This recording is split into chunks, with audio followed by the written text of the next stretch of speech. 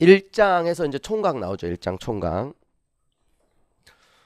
1조 대한민국은 민주공화국이다. 너무나 유명한 조문이죠. 영화 이제 여러분 변호인 이런 이제 영화에서 보면 이제 열연을 통해서 외치는 그 장면들. 대한민국은 민주공화국. 대한민국의 주권은 국민에게 있고 모든 권력은 국민으로부터 나옵니다. 이 대한민국 민주공화국이라는 것은 1차적인 의미가 군주국이 아니라는 의미예요. 군주국. 자, 여러분 공화국에 반대되는 개념이 군주국이에요. 군주. 공화국에 반대되는 개념. 우리나라는 5,000년 역사 가운데 공화국이었던 적이 없습니다. 항상 김씨 왕조건 왕씨 왕조건 박씨 왕조건 이씨 왕조건 계속 군주가 지배하던 국가였어요. 지금도 여러분 이제 세계 많은 유명한 국가들, 영국, 스페인, 덴마크 뭐 이런 데 보면 이제 왕들이 아직도 있는 국가들이 있죠. 그런 나라를 공화국이라고 우리가 하지 않아요. 군주국가라고 하지. 근데 이제 입헌 군주국가라고 하죠. 헌법의 이제 지배 아래에 있는, 이제 대개는 상징적 군주예요. 여전히 군주가 통치하는 국가도 있고, 민주주의를 핵심적 이념 원리로 하는 군주가 없는 국가라는 의미예요. 이게 공화국이라는 거. 대한민국이 민주공화국이라는 거, 우리 대한민국의 어떤 정체성, 이건 헌법 개정을 통해서도 폐지할 수 없는 핵심 조항이라고 봅니다. 그리고 대한민국의 주권은 국민에게 있고 모든 권력은 국민으로부터, 이것도 시험에서 기출문제예요. 모든 권력은 헌법으로부터 나온다. 이렇게 출제된 적이 있어요. 그러니까 헌법에서 나오는 게 아니라 국민으로부터 나온다는 거예요. 국민. 이게 국민 주권 원리. 역시 헌법의 핵심이 되는 지도 원리입니다. 주권의 주체가 국민에게 있고 모든 권력이 국민으로부터 나온다는 거예요. 자, 지금은 이제 간단히 살펴보는 거라서 나머지 이제 조문들 이렇게 이제 생략한 것들이 많아요. 근데 그런 부분들 나중에 이제 자세히 볼 거고, 8조가 나왔잖아요. 바로 8조. 정당의 설립은 자유이며 복수 정당제는 보장된다. 정당 설립의 자유. 자, 이건 기본권 조문은 아니에요, 사실. 그런데 여기서 이제 정당 설립의 자유, 가입의 자유, 활동의 자유, 기본권의 근거이기도 하다. 자, 여러분 정당에 가입해본 경험이 있죠? 없어도 돼요. 여러분 자유니까. 정당을 여러분들이 만들 수 있는 자유도 있어요. 기존 정당이 마음에 들지 않는다. 정당, 그래서 이제 만들고 가입하고 활동하고 탈퇴하고 또 합당하고 분당하고 해산의 자유, 이런 게 다 여기에 근거하고 있다고 봐요. 기본권이요, 기본권. 그리고 정당이라는 게 뭐냐? 정당. 여러분 이제 친한 정당 혹시 있어요? 자유한국당 친하십니까? 더불어민주당, 정의당, 민주평화당, 마음에 드는 정당 없음. 그런 부분도 자유니까. 그런 이제 정치적 결사죠. 정치적 결사. 그런 이제 정당을 설립하는 게 자유다. 구체적인 건 이제 정당법이라는 또 법이 있어요. 정당법에서 정당을 만들려면 또 정당에 가입하는 건 또 정당 활동의 자유 보다 구체적으로. 그래서 정당법에 보면 5 이상 시도당 이렇게 분산되도록 되어 있어요. 정당을 여러분들 친구들 몇 명 모여가지고 우리 오늘 자유당으로, 우리 오늘 민주당으로 창립 총회하고 정당 활동하겠습니다. 그건 정당이 아니에요. 최소한의 요건을 갖추도록 하고 있습니다. 형식적 요건. 5 이상의 시도당을 가져야 되고요. 각 시도당은 1000명 이상 당원을 가질 것을 요구해요. 이게 위헌이 아니라고 봤어요. 그런데 아니 정당 설립 자유라며 왜 이렇게 깐깐한 기준을 요구했나. 너무 기준이 좀 완화되면 우후죽순처럼 너무나 또 정당이 난립을 하는 것도 부작용이 생길 수 있기 때문에. 왜냐하면 정당이 어떤 단순한 친목 모임은 아니거든요. 뭔가 그래도 선거에 참여하고 후보자를 공천하고 또 정책도 개발하고 인재도 개발하고 궁극적으로 이제 정권을 획득하는 걸 목적으로 하는 정책 결사인데 너무 쉬워도 안 된다. 그리고 이게 우리나라 인구수, 시도 분포 이런 부분들을 종합적으로 고려해서 보면 지나치게 어려운 기준은 아니다. 그래서 헌재가 이 정당법에 대해서 합헌 결정을 했어요. 아시겠죠? 그래서 지금 이 기준을 충족을 하지 못하면 정당을 만들지 못해요. 그러나 이런 기준만 충족한다면 어떤 이념을 추구하건 어떤 사람들이 주도하건 상관없이 자유롭게 만들 수 있어요. 헌법에서 자세히 정하고 있지 못한 것은 법률에서 구체적으로 정하는 것입니다. 자, 그리고 8조 사항 되게 유명한 조문이죠. 조문 문제로 엄청 많이 이미 나왔어요. 정당의 목적, 인하 활동 그랬죠. 민주적 기본 질서에 위배될 때, 자, 정부 또는 국회는 제소권이 없어요. 헌법재판소에 해산을 제소할 수 있고 정당은 헌법재판소 심판에 의해서 해산된다. 자, 정당의 목적, 인하 활동이에요. 여기를 이제 서울시 기출문제죠. 조직으로 이렇게 바꿔가지고 조직 아니에요. 그리고 목적 인하죠. 인하. 사법시험에서 목적과 활동 이렇게 바꿔서 출제했어. 목적과 활동이 아니라 목적 인하 활동이에요. 오와 end가 아니라. 여러분 이제 좀 치사한데 이 법 공부하는 거 장난 아니겠는데 토시 하나까지 신경 써야 되다니. 근데 여러분 이제 이게 굉장히 중요한 의미가 있어요. 왜냐하면 정당의 활동의 자유를 보장을 하는데 정당을 해산을 시킬 수 있는 사유가 엄격해야 돼요. 이런 목적 인하 활동 이 의미하고 목적과 활동 이거하고 의미가 달라요. 근데 어찌됐건 헌법에 목적 인하 활동 그랬기 때문에 목적만 민족기본세 위배돼도 해산 사유가 되고 또는 활동만 위배돼도 해산 사유가 돼요. 둘 다 위배돼야 되는 건 아니에요. 목적과 활동 이렇게 규정돼 있으면 목적 and 활동이 다 민족기본세에 위배돼야 되는 거예요. 그냥 조문 문제로 그렇게 나오고요. 그리고 실제로 헌재도 이 문자 그대로 해석을 했어요. 목적 또는 활동 둘 중에 하나가 민족기본세에 위배되면. 아시겠죠? 그러면 어떤 것을 기준으로 목적을 판단하며 어떤 것을 기준으로 활동인지 판단할 거냐? 그런 부분들이 이제 우리가 좀 더 들어가서 이제 통진당 사건 이런 판례를 이제 살펴보면 됩니다. 목적은 대표적인 게 정당의 당헌, 강령 이런 게 있어요. 정당도 내부적으로 규범이 있단 말이에요. 그런 부분들을 가지고 1차적으로 판단해요. 정당의 선전 자료, 정당의 활동 자료들이 남아있는 것들이 있죠. 그리고 활동도 정당의 대표, 또 정당의 대표성을 띠고 있는 당원들의 활동, 그런 부분들을 가지고 1차적으로 판단을 하는 겁니다. 근데 정당의 내가 대표야. 내가 대표인데 내 개인적으로 활동하는 건 정당의 활동이라고 볼 수 없어요. 대표성이 있는. 그런 부분들을 이제 조금 더 이제 우리가 판례라든가 제도를 통해서 이제 공부를 하게 되는 거예요. 1차적으로는 이거 목적화 활동이 아니라 목적 인하 활동이다. 알아두시고.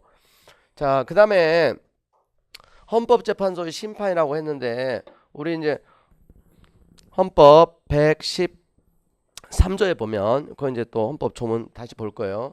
헌법재판관 6명 이상이 찬성해야 해산이 가능합니다. 헌법재판관 여러분 몇 명이죠? 9명. 9명 중에 6명 이상이 찬성을 하면 해산 결정이 될 수가 있죠.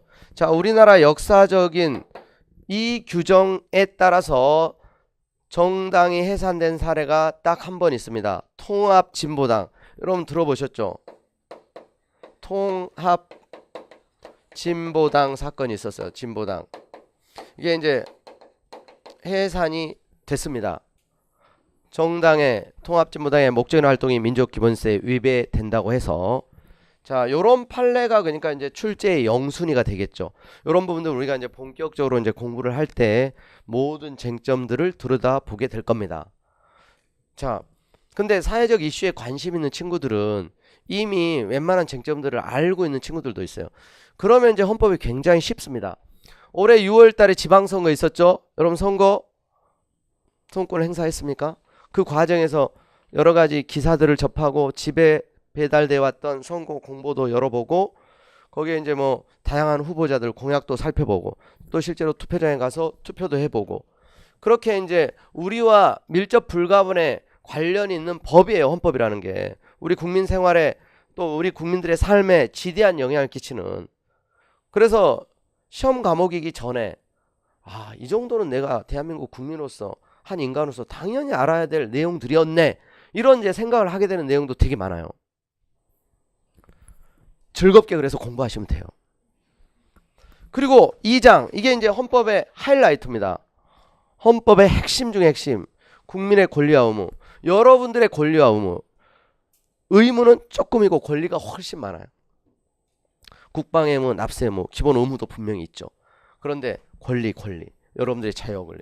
자, 우리 헌법 130개 조문 중에서 가장 핵심으로 꼽는 조문이 어떤 조문입니까? 헌법재판관들, 많은 학자들이 꼽는 게 이 10조다, 10조. 1조가 아니에요, 오히려. 1조도 중요하지만 10조. 모든 국민은 인간으로서의 존엄과 가치를 가지며 여러분들은 모두 인간으로서 존엄과 가치를 가집니다. 그리고 행복을 추구할 권리를 가집니다. 자, 이 행복 추구권, 올해 헌정사 기출문제죠. 행복 추구권이 8차 때 신설이 됐습니다. 이건 모의고사로 또 기출문제로 이미 나왔던 겁니다. 헌정사도 항상 나왔던 게 또 나온다 이거죠. 인간으로서의 존엄과 가치, 이건 5차 개정 때 신설된 거예요. 이게 동일하진 않아요. 구별해서 당연히 알고 있어야 돼요. 자, 국가는 개인이 가지는 불가침의 기본적 인권. 자, 불가침의 기본적 인권이라는 표현을 쓰고 있죠. 불가침의 기본적 인권. 이게 천부 인권 사상이에요. 자연권 사상이에요. 국가가 침범할 수 없는 인권이라는 거예요. 그런 기본적인 인권을 확인하고 보장할 의무를 진다. 자, 이게 바로 이제 국가와 국민의 이런 관계를 잘 보여주는 거예요. 국가는 존재하는 이유가 국민의 인간으로서의 존엄 가치, 행복을 추구할 권리, 불가침의 기본적 인권을 확인하고 보장하기 위해서 존재하는 거예요. 근데 과거에는 권위주의 시절에는 국민이 국가를 위해서 희생해야 된다. 항상 공의 우선이고 성공 후사, 관존 민비, 뭐 이런 이제 표현들도 여러분 들어봤을 거예요. 권위주의, 그게 철저한 독재 권력의 이데올로기의 산물이죠. 국가가 국민을 위해서 존재한다. 우리가 앞으로 보게 될 국회라든가 대통령이라든가 법원이라든가 헌법재판소라든가 모든 기관이 마찬가지예요. 국민의 자유와 권리를 제대로 보장하고 실현하는데 그 존재의 의의가 있다. 그런데 국가 권력이라는 게 집중이 되면 남용이 되고 기본권을 침해할 수 있기 때문에 그런 역사를 우리가 무수히 많이 세계사를 통해서 우리 한국의 역사를 통해서도 많이 보고 경험을 했어요. 그래서 철저히 분산을 시키는 겁니다. 그래서 대통령의 임기를 제한하고 국회의원도 임기를 제한하고 대법원장, 헌재소장, 헌법재판관, 대법관 다 임기 제한하고 서로 견제하도록 여러 가지 장치를 갖추고 있어요. 이 목적을 제대로 실현하게 하기 위해서 그런 겁니다. 너무너무 이제 중요한, 그래서 이제 조문이고요. 그리고 한 가지 이제 아쉬운 게 뭐냐면 우리 헌법이 그래서 완전 무결하지 못해요. 절대적 진리는 아니야. 그래서 이제 늘 필요에 의해서 업데이트되고 수정도 필요한 거죠. 2장 제목이 국민의 권리와 의무, 그리고 모든 국민 이렇게 되어 있어요. 외국인이 보면 좀 서운하겠죠. 국민이 누구죠? 국민. 대한민국 국적을 보유한 사람이 대한민국 국민이죠. 국적을 누가 가지고 있습니까? 대한민국 국적. 여러분들. 이제 국적법에 보면 국민이 되는 요건 법률 정하라고 했거든요. 국적법에 보면 기본적으로 우리나라 혈통주의입니다. 속인주의, 부모 양계 혈통주의.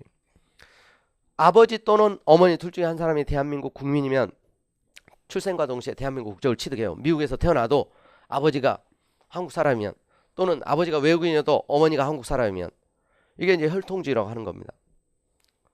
우리 국적법은 속지주의가 아니에요. 대한민국에서 외국인 사이에서 태어난 외국인 대한민국 국적을 취득하지 못합니다. 자, 그러니까 대한민국에 지금 200만이 넘는 외국인이 살고 있는 시대예요. 문자적으로만 접근하면 외국인은 인간의 존엄 가치가 없어. 우리 헌법상으로 보면 외국인은 법 앞에 평등하지 않아. 그래서 이걸 해석을 통해서 메꾸고 있어요. 그래서 10차 개정 안에서는 이런 부분들을 바꾼 거예요. 모든 사람은 사람으로, 사람의 권리로, 국민의 권리, 국민이라고 표현했던 것을 이제 좀 바로 잡은 거죠. 그러니까 국민의 권리하고, 그러니까 선거권 같은 경우는 국민의 권리 맞아요. 실정법상의 권리. 근데 인간의 존엄 가치는 외국인도 누리거든요. 근데 우리 판례가 그래서 학설을 통해서 이런 것들은 보충을 하고 있습니다. 그래서 이제 그런 부분들이 그래서 또 시험 문제고요. 외국인이 우리나라에서 억울하게 차별받았다, 억울하게 인권을 침해당했다. 그래서 헌법소원을 제기하고 재판을 청구하고 이런 권리들을 현실에서는 다 보장을 해줍니다. 그래서 이제 헌법의 이런 표현들이 앞으로는 좀 바로 잡아줘야 될 부분이라고 볼 수 있어요. 자, 그리고 11조 역시 너무나 유명한 조문이죠. 모든 국민은 법 앞에 평등하다. 모든 국민은 법 앞에 평등하다. 이 법이 어떤 법이에요? 헌법만 얘기하는 겁니까? 헌법, 법률, 명령, 조례, 관습법, 국제법, 국내법, 불문법 다 포함하는 거예요. 이 법의 의미가 뭐냐? 이것도 기출문제입니다. 성문법만 얘기한다. 불문법은 제외한다. 아니에요. 모든 법, 일체의 법 앞에 평등하다는 거예요. 그러면 그 평등의 의미가 절대적 평등이냐? 그건 아니에요. 상대적 평등. 그래서 이제 이런 부분도 해석을 통해서 또 판례를 통해서 의미를 보완하고 보충을 하는 겁니다. 누구든지 성별, 종교, 사회적 신분, 역사적으로 가장 많이 차별했던 사유죠. 남녀 차별하는 거. 종교. 지금은 이제 종교의 자유를 누리지만 과거에 이제 종교를 이유로 목숨까지 걸어야 했던 시절이 있었죠. 많은 순교자, 우리나라 이제 그런 시절이 있었죠. 불교가 전래되는 과정에서 천주교와 기독교가 전래되는 과정에서 그런 이제 많은 그런 이제 역사들이 있었는데 차별적인 경험도 있었는데 일체 성별, 종교, 사회적 신분. 지금은 이제 신분 사회가 아니죠. 모든 국민은 법 앞에 평등하고 중세 귀족제도라든가 양반제도 이런 거 인정될 수가 없어요. 그래서 이제 평등의 원칙도 그래서 너무너무 이제 중요한 헌법의 핵심이 되는 원칙이자 기본권이에요.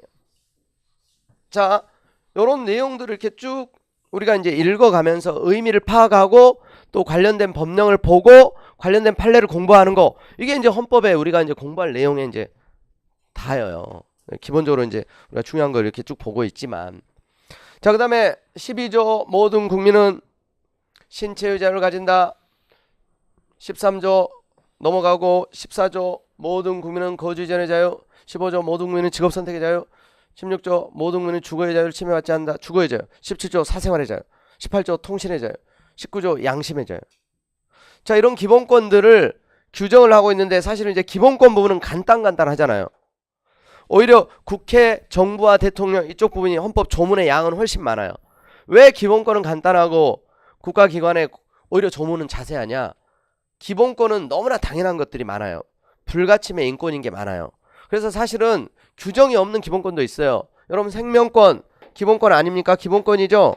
근데 규정이 없어요. 규정이 없다고 기본권이 아닙니까? 인격권 규정이 없습니다. 규정이 없다고 기본권이 아니에요? 당연히 기본권이에요. 그래서 거주 자유, 직업의 자유, 주거의 자유, 양심의 자유, 종교의 자유 쭉 있고. 근데 국가 권력은 자세한 이유는 권력을 통제하는 데 목적이 있기 때문에 그래요. 국가기관의 권한은 여기까지. 그리고 이제 견제장치 좀 자세하게. 기본권은 사실은 규정이 없어도 당연히 보장되는 불가침의 이제 권리들이 많기 때문에 그래요. 그래서 이제 그런데 우리 공부할 내용은 이쪽 부분이 많죠. 왜? 신체의 자유를 보장하기 위한 여러 가지 제도, 또 신체의 자유 침해와 관련된 여러 가지 판례, 법령 이게 이제 많기 때문에 그래요.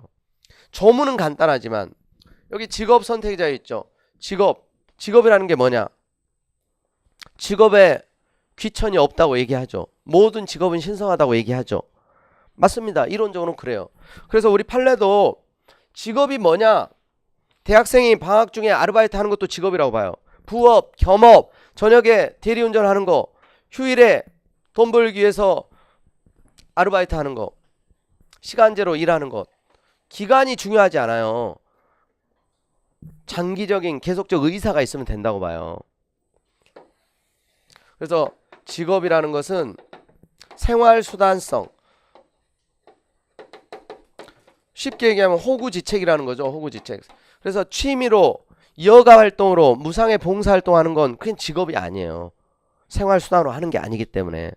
그리고 계속성, 이건 이제 뭐 최소한 뭐 한 달 이상, 뭐 석 달 이상 이런 이제 의미가 아니에요. 계속적 의사가 있으면 된다고 봐요.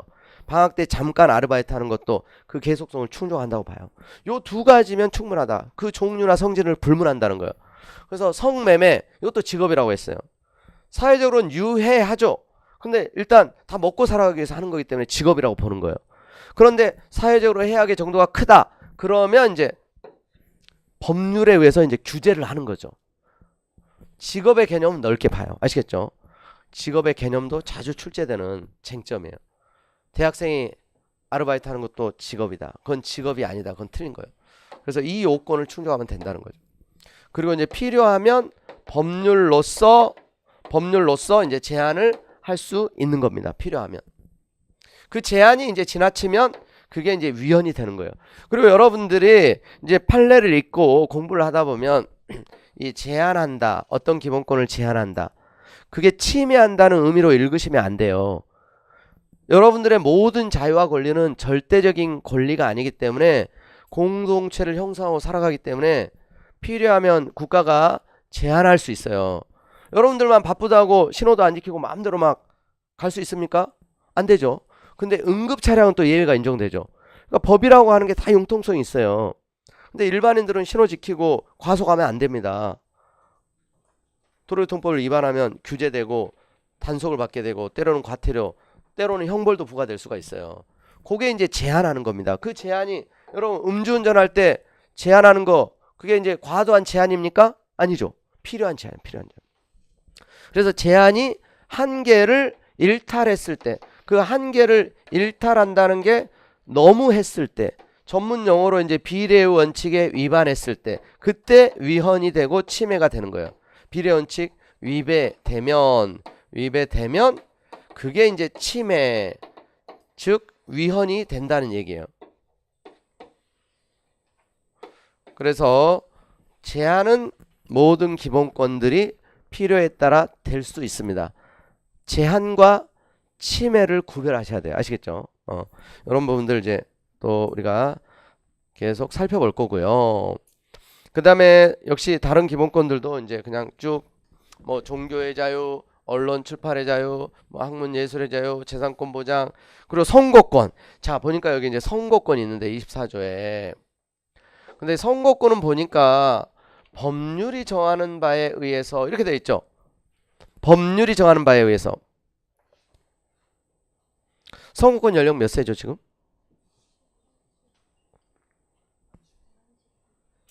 그렇죠. 공직선거법에 보면 19세로 되어 있죠. 19세. 구체화된 법이 공직선거법입니다. 공직선거법 15조에 보면 이제 19세. 자, 이제 헌법 조문을 여러분들이 자주 읽어야 될 이유 중에 하나가 뭐냐면 선거권 연령을 18세로 개정하는 법은 위헌이다, 합헌이다. 지금 19세인데요. 법 개정을 통해서 18세로 개정할 수 있습니까? 없습니까? 있죠. 위헌적이에요, 합헌적이에요? 가능하죠. 그러니까 헌법 조문을 이렇게 우회적으로 물어봐요. 헌법 조문에 있는지 없는지. 다음 중 헌법 개정을 하지 않고도 변경이 가능한 것은 선거권 연령을 낮추는 거 헌법 개정하지 않고도 가능하잖아요. 법률 개정만으로. 그래서 유권자 국민들이 몇 세 이상일 때 선거권을 행사하느냐 굉장히 중요한 내용인데도 불구하고 헌법에 직접 규정하지 않고 법률에 맡긴 거예요. 헌법에 직접 20세로 규정을 했더라면 아직도 19세는 선거권을 행사하지 못해요. 헌법이 개정되지 못했기 때문에 30년 동안. 근데 법률에서 20세로 이전에 규정을 했었단 말이에요. 근데 한번 개정을 통해서 19세로 낮춘 겁니다. 또 개정한다면 18세로 낮출 수 있어요. 또 개정한다면 17세로 낮추는 것도 가능해요.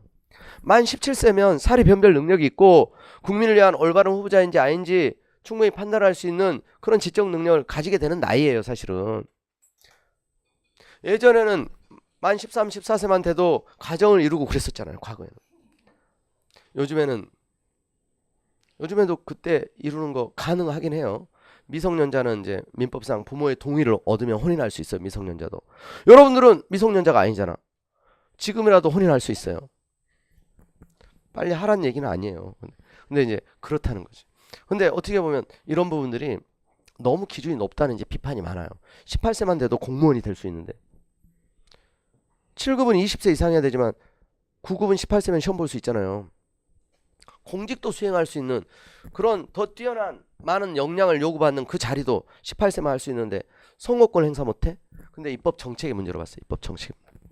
자, 모든 국민은 또 법률이 정하는 바에서 공무다민권. 여러분 이제 공무다민권도 법률을 정하도록 했어요. 그래서 대표적인 게 피선거권이죠. 자, 여러분 국회의원, 지방의원, 단체장 선거의 피선거권 연령이 몇 세입니까?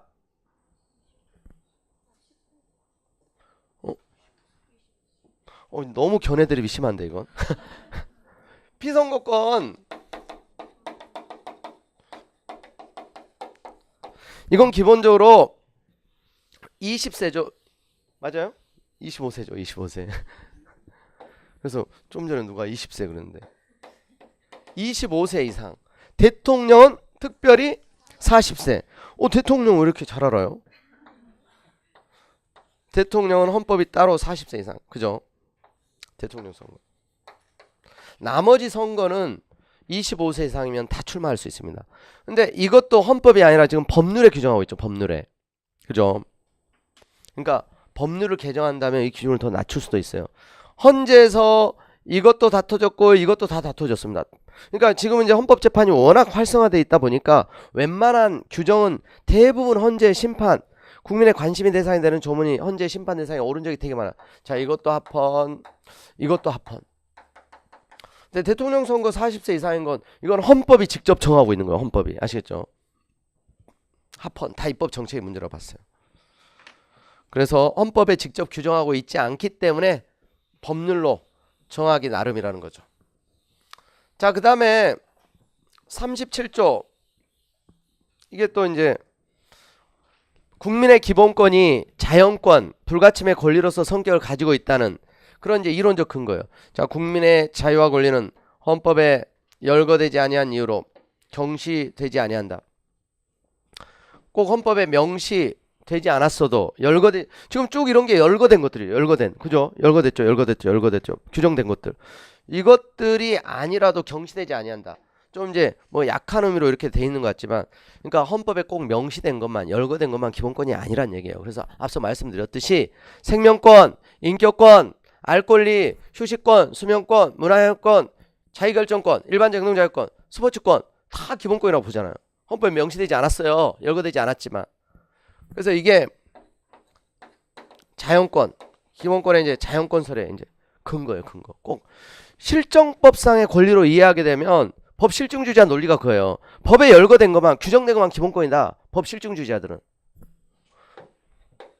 네, 헌법 학파 중에 이런 학파가 있어요. 법 실증주의. 얘네들은 실정법에 규정된 것만 기본권이야.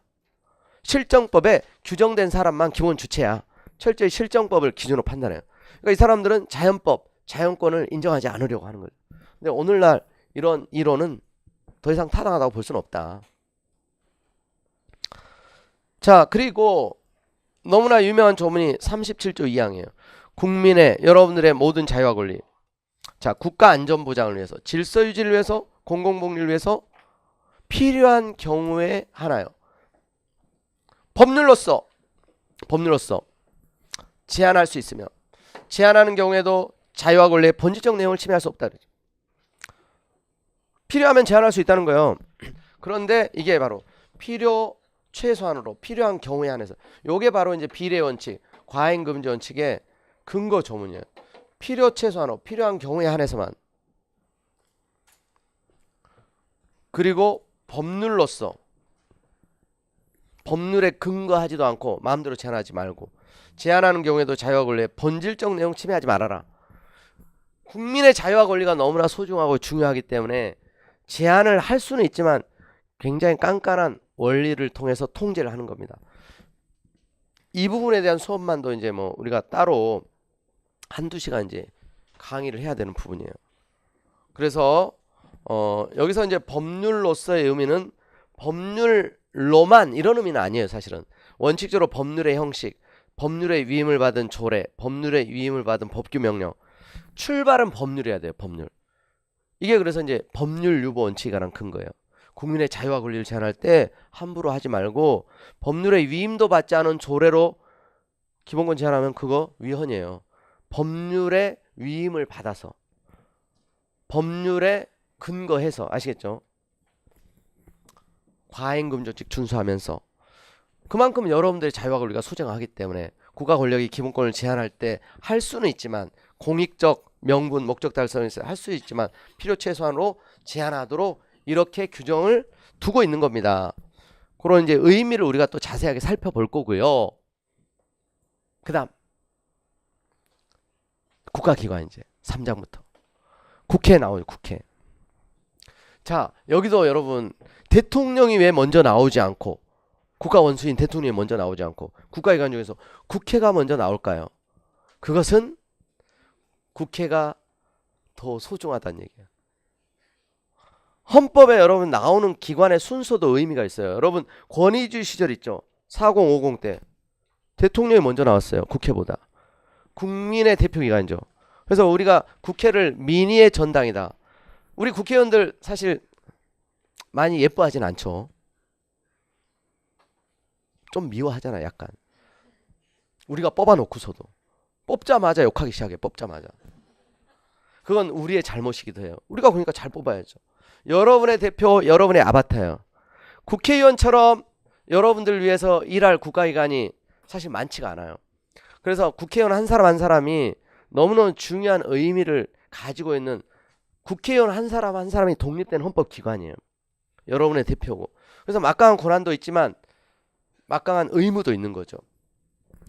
자, 입법권은 국회에 속한다 그랬잖아요. 이게 그래서 국회의 가장 중요한 권한이에요. 우리가 그래서 국회를 입법부라고 하죠. 입법부.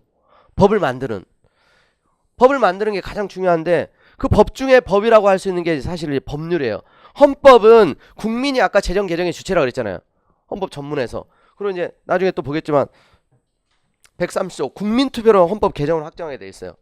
그러면 자, 헌법이 최고 규범인데 그 밑에 수많은 이제 법률들이 있습니다. 그 밑에 수많은 행정입법들이 있어요. 대통령령, 총리령, 부령, 그리고 수많은 조례들이 있죠. 이 법규범이 위계 질서를 가지고 있는데 자, 헌법은 130개 종 우리가 지금 보고 있는 이런 핵심적인 거 그래서 이제 많지는 않아요. 근데 법률이 수천 개의 법률이 있어. 그게 다 누가 만든 거예요? 국회가 만든 거예요. 국회가. 우리 국민들의 어떤 삶에 또 사업하는 사람들에게 모든 국민들에게 정말 피부로 더 많이 영향을 끼치는 것들은 어떤 의미에서 보면 이런 수많은 법들이에요. 법들. 민법, 형법, 상법, 임대차 보호법, 상가 임대차 보호법, 수많은 이제 법들 이게 다 국회, 이 입법부인 국회에서 만들어진 거예요. 그러니까 너무너무 국회가 강력한 권한을 행사하는 거고 그래서 이제 이 국회의원들이 좋은 법을 만든다는 것은 그건 곧바로 국민의 삶의 퀄리티하고 직결되는 문제예요. 이들이 이제 악법을 만들게 되면 그만큼 이제 후퇴되는 거고요. 이런 이제 중요한 역할을 하는 국회가 어떻게 구성되느냐? 여러분들이 국민의 보통 평등 직접 비밀선거에서 선출된 국회의원을 구성한다 그랬죠. 국민이 직접 선거로 뽑아요. 그래서 그리고 그 숫자는 법률 정하는데 200인 이상으로 한다 그랬죠. 200인 이상. 지금 현재 공직선거법상 300명입니다. 국회의원님. 엊그제도 보면 이제 국회의장이 그런 반응을 했더라고요. 국회의원 더 늘려야 된다. 더 늘리는 거에 대해서 부담을 안 가졌으면 좋겠다. 그 대신 국회의원 특권, 세비 이런 거 줄이면 그런 이제 괜찮다는 거지. 저도 이제 세비 그냥 무보수 명예직으로 하고 1000명 늘리는 거 반대하지 않아요. 그 대신 무보수 명예직이야. 도시락 싸가지고 다니면서 일하고 그리고 국회의원들 보니까 재산 공개하는 거 보니까 돈도 많던데 뭐 월급 안 받아도 되지. 최소한의 그러니까 이제 그런 일하는데 소요되는 비용만 이렇게 좀. 그래도 하겠다는 사람 많으니까 그런 식으로 하게 되면 예산을 낭비하지 않고도 일할 사람을 늘리면 오히려 특권적인 의식도 사라질 수도 있고 국회의원 흔한 게 국회의원이야. 한 1000명, 10,000명 이렇게 뽑아가지고 무보수 면역직. 근데 그런 시대가 쉽게 오지는 않겠죠. 그런 법 자체를 만드는 게 국회의원들이에요. 공직선거 그 숫자도 자기들이 결정하는 거예요. 그러니까 결과적으로 왜냐 입법권이 국회에 속하니까 우리가 만드는 게 아니란 말이야. 근데 199명부터 위원이에요. 199명. 200인 이상으로 했기 때문에 아무리 그러니까 국회의원들 밉고 해도 줄일 수는 없어요. 이렇게 200인 밑으로 늘리는 거 상한에 대한 제한 없기 때문에 500명, 1000명으로 하는 건 위헌이 아니에요. 가능해요. 그거는. 특권과 제대로 일하지 않는 게 그게 문제인 거지 사실은 숫자의 문제는 아니에요. 자, 지금 정계 회기 중이죠. 법률 정하는 바에서 매년 1회 1년에 한 번입니다. 9월 1일에 집회하게 돼 있어요. 9월 1일. 그래서 이번 주에 열렸어요. 지금 정기회가. 그날이 공휴일이면 그 다음날 집회한다 이렇게 돼 있어요. 그래서 토요일, 일요일 연결돼 가지고 월요일 날 9월 3일에 집회를 한 거예요. 그 다음에 대통령도 보면 임시회를 소집을 요구할 수 있죠. 국회 제적 4분의 1. 자, 이런 게 여러분 외워야 되는 이제 이런 부분들이 뭐 공부량이 많이 필요한 부분입니까? 학설 대립 있어요? 이 자체 그냥 외워야 돼요. 외워야 돼요. 이게 과거에는 3분의 1이었어요. 4050 때. 그러니까 3분의 1로 틀리게 많이 낸다 이거죠. 자, 그 다음 정기회 회기 100일이에요. 근데 이거 90일로 기출문제야. 임시회기 30일 초과할 수 없다. 자, 이거 뭐 어렵습니까 이거? 어려운 거 전혀 아니죠. 그리고 대통령이 임시회 집회를 요구할 때 기관과 집회 요구 이유를 명시해야 된다 이렇게 돼 있고. 자, 이런 부분들이 그대로 헌법 조문이 여러분 출제된다 이거예요. 그런데 이런 부분들을 틀릴 수가 있을까요? 네, 틀릴 수가 있어요. 안 봐버리면 당연히 중요하다는 거 알고 있었어. 근데 뭐 조문이야 뭐 껌인데 나중에 시험 직전에 한번 봐야지. 시험 직전에 바쁘다가 다른 거 하다가 이제 못 보고 들어간 거야. 그때 이제 식은땀이 쫙 흐르면서 조문 나오면 어떡하지? 근데 막상 나왔어. 걱정하던 게. 이미 이제 겁을 먹고 있어가지고 아는 것도 틀릴 수도 있고. 평소에 그러니까 이제 기본적인 공부를 평소에 해놓으면 시험 직전에 많이 정리해야 될 게 별로 없어요. 컨디션 조절만 잘하면 돼. 컨디션 조절. 잠 자고 잘 먹고 그리고 이제 기본적인 것만 쭉 했던 거 복습하시면서. 자, 대통령이 나왔죠. 대통령. 65조. 이게 그 유명한 탄핵소추에 관한 조문이에요. 대통령, 국무총리, 국무위원, 행정학부장, 헌법재판소재판관, 법관, 중앙선관위원회, 감사원장, 감사원, 기타 법률 정한 공무원이 그 직무집행에 있어서 헌법이나 법률을 위배한 때, 자 여기 보니까 여러분 이제 지금은 다 일일이 암기하지 않아도요. 나중에는 이걸 다 구별해서 알아둬야 돼요. 뭐냐면 헌법에 이렇게 일일이 언급된 대상자들 있죠. 자, 헌재 재판관도 들어가 있어요. 이것도 기출문제야. 헌법재판소는 탄핵 심판기관이기 때문에 헌법재판관들은 탄핵소추 대상이 아니다. 또 사법시험 기출문제이기도 하고 헌법재판관도 대상자야. 그리고 법관, 여기에 법관의 의미에는 대법원장, 대법관도 들어갑니다. 아시겠죠? 자, 중앙선관위원회 위원, 감사원장, 감사위원, 기타 법률이 정한 공무원 그랬죠. 여기 대표적인 게 검사예요. 검사. 검사는 헌법에 없어요. 경찰청장, 원자력 안전위원회 위원장. 이게 법률로 이제 추가된 사람이 있어요. 그런데 헌법에 명시돼 있다 이런 식으로 나온다면 헌법에, 검사도 헌법에. 검사는 헌법이 아니에요. 법관은 헌법에 명시돼 있지만. 자, 그리고 직무집행에 있어서 헌법이나 법률을 위배해야 됩니다. 그러니까 직무와 무관하게 여러분 이제 국무총리가 뭐 사생활이 문란하다, 탄핵 사유가 아니에요. 아시겠죠? 그게 해임건의 사유가 될 수는 있어요. 해임건의 사유가. 정책에 실패했다. 그거 헌법 법률 위반에 해당되지 않아요. 아시겠죠? 그래서 올해도 여러분 이제 전직 대통령 두 분에 대한 탄핵 사건 판례가 있죠. 그러니까 당연히 중요하지 않겠습니까? 여러분들이 출제자라 하더라도 탄핵에 대한 거, 그렇지, 탄핵을 한 문제 내줘야지. 예의상 하나 내줘야지. 맨날 내요. 맨날. 그러다 보니까 노무현 대통령, 박근혜 대통령 결론은 다 알고 있죠. 노무현 대통령 탄핵 사건은 어떻게 됐어요?